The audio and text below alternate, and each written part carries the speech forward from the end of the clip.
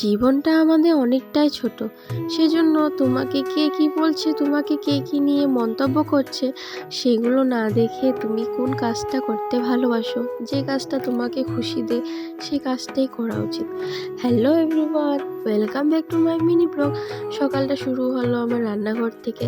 বাসি ঘরে কাজ করে রান্নাঘরে এখানে রান্না করে নিলাম, আর এখানে মেয়েকে খাইয়ে পাঠিয়ে দিলাম। মেয়ে আবার রুটি খেতে চায় না, সেজন্য সকালবেলা ভাতেই বানায়, আর আমাদের ঘরে সকালবেলা সবাই ভাতেই খায়। সেজন্য আজকে ডিম জোড়া আর আলুর দম আর ডাল বানিয়েছি।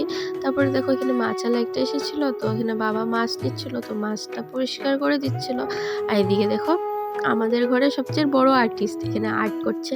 এভাবে রোজ দিন বসে বসে একটু একটু আর্ট করছে, তো সুন্দরে বানিয়েছে। তো আমি বলছিলাম যে সুন্দর হয়েছে, তো তুমি আরও আর্ট করো। তো দেখছে দেখো। তারপরে দেখো মেয়ে স্কুল থেকে এসে পড়লো, তো মেয়েকে এখানে একটু আদর করছিলাম। আর মেয়ে গল্প শুরু করে দিয়েছে আমার সাথে, স্কুলে কি হয়েছে, মিসে কি বলল, ফ্রেন্ডের সাথে কি কথা হয়েছে, কি পড়িয়েছে, সব কিছু আমাকে বলছিল।